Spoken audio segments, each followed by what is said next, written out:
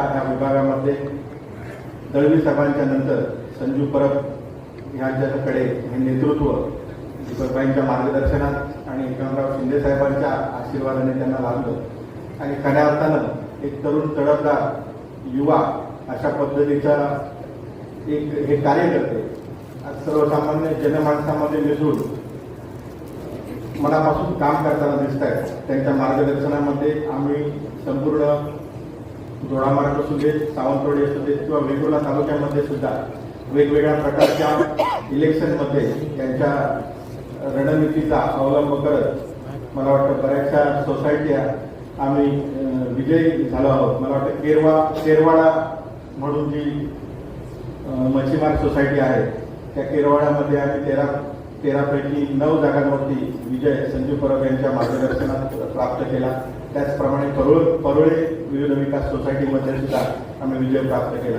तसेच दोडामार्ग तालुक्यामध्ये सुद्धा बऱ्याच ठिकाणी संजू परबांच्या मार्गदर्शनाखाली आम्ही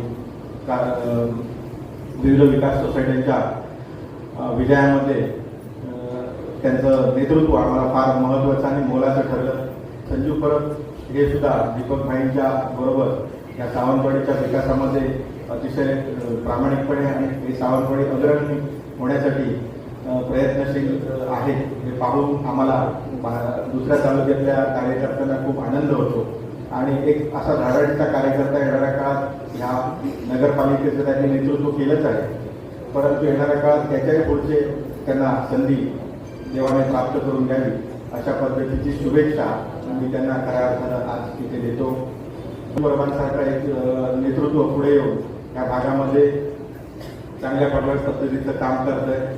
खरं तर केसरकर साहेबांच्या नंतर या भागाला एक चांगल्या प्रकारचं प्रतिनिधित्व या सावंतवाडी तालुक्याला संजू परब यांच्या रूपाने लाभेल अशी मला आशा आहे.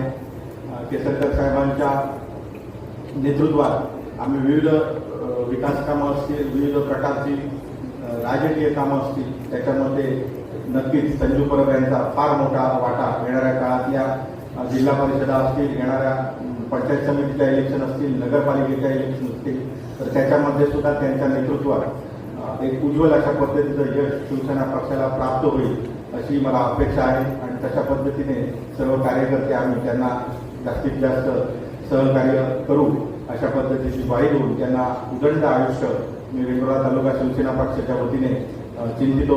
त्यांचं जीवन आणि त्यांचं आरोग्य आयु उत्तम अशा पद्धतीने त्यांना देवाने प्राप्त करून द्यावं अशी मी शुभेच्छा देऊन थांबतो. जय हिंद, जय महाराष्ट्र.